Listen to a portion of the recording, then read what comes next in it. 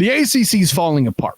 And as much as the Knowlers out there are all talking about, oh, they should have been in the national championship. If you were in a good conference, a stable conference, this wouldn't have been a problem. And you know who agrees with me? FSU, who tried to get out that humpy bumpy in the preseason in question here leading up to the alleged snubbing of the CFP.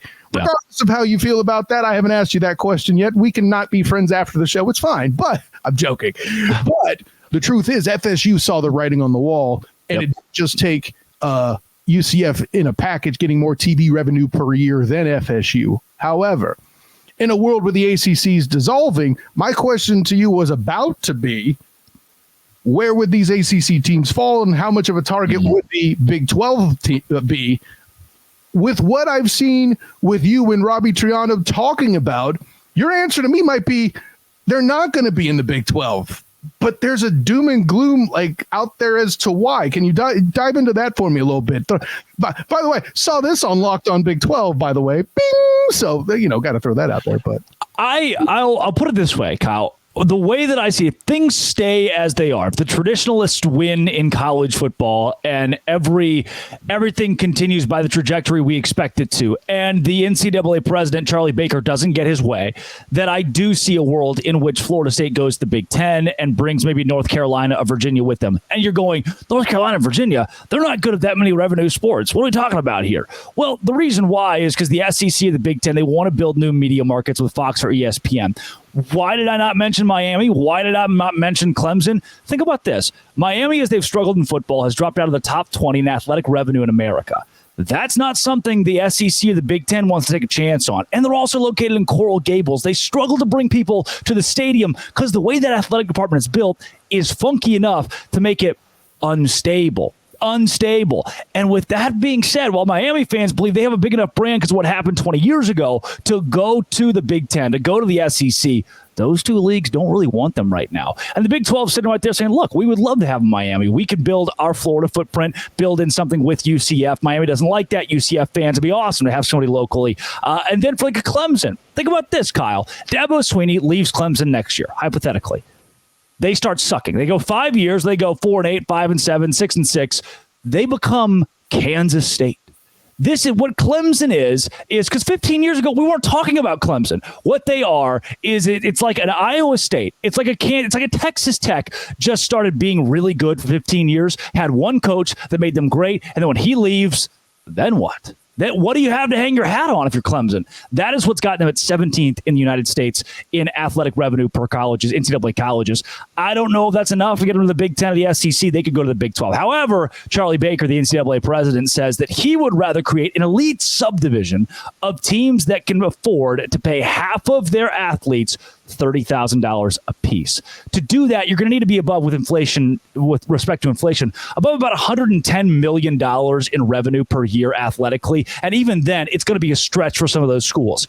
What the NCAA president is trying to do is shrink college athletics at the top to your Georgias, to your Ohio States, to your Michigans, to your Alabamas, build a super conference, a super league, have them make their own rules. Everybody else gets relegated to almost a Division II, a subdivision of Division I to just fight it out amongst themselves, UCF being one of those teams included. At the very top of college football competes against each other. That would ruin everything we know about and love about college sports, and certainly tank the Big 12 if you take out half the Big 12 teams. So, first of all, there's a lot to unpack there. I'll lead with this. Yes. Just as a quick aside, you dropped Kansas State in there. By the way, Avery Johnson, the new quarterback, he's got potential and hope. I'm not ready to sign off that he's going to be the answer. But when you got DJ Giddens with you there running dudes over, that's an NFL running back. I know that for a fact. I've had the chance to see him twice. Once, on TV with the first UCF Big 12 game, and then over here at the Pop-Tarts Bowl. Yeah. Man, the dude's legit. It'll be interesting to see with all the O-line turnover and all that, how that really transpires. He's a good athlete. We'll see about his decision making. I'm not ready to crown him for one game, but the key word is potential there, and I see it. And yeah, what you said about like a Dabo Swinney coming in there all makes sense. And hey, listen, on this podcast, we're no friends of the ACC, and I think assess that very nicely overall. But two things I wanted to bring up with your concept here, and just something I want to throw out that I don't think gets talked about enough. Yeah, is ESPN obviously has thrown $100 million and more right into college football. We're seeing ESPN as a business hemorrhaging cash. We saw the big layoffs, and listen, as much as I don't want to get into big personalities who currently are getting a bunch of clicks in the relative football offseason here by going after each other. I mean, cool, you do that. We'll talk some sports, but that's also a sign that these guys getting cut and having to go independent, guys and girls, I should say. Yeah. Susie Colbert getting cut hurt me big. That my soul. Anyways, but with ESPN starting to hemorrhage cash, things are starting to dry up in the well, and what they can finance is going to be reduced. With all that in mind, and then also considering Title IX making women's sports more expensive theoretically as well, if the NCAA president's plan is to go through, I think the thing that makes it real is that ESPN can have an opportunity to condense their product and then just milk the cow in question. Am I a conspiracy theorist, or should I hold off on getting the tinfoil hat here? I don't think you're a conspiracy theorist. The one thing that ESPN, I say the one, but maybe the most prevalent thing that ESPN has showed it will pay money for is college football at its peak. They have proposed a $1.3 billion contract to have the rights for the college football playoff over the next 6 years. That is wild. And that's there's a reason why more and more games you feel like are going on ESPN Plus or Fox Sports 1 or Fox Sports Plus or whatever it is. It's because ESPN wants the top. They are interested in the top level because that is what garners them revenue. So with that $1.3 billion on the table, I don't think you're crazy at all. I think if this move is made, and ESPN has a lot more power than we suggest in college sports, if this move is made, ESPN is going to jump at it immediately.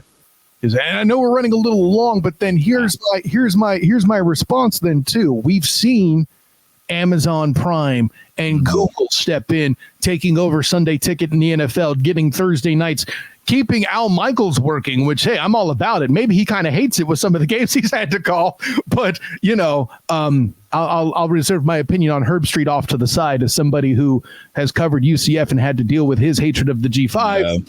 Yeah. I'll just leave it over here. We don't have to bring that up. But is this then an opening for them to break heavier into the market? In condensing the market, Drake, are they creating an opportunity to build competition? No.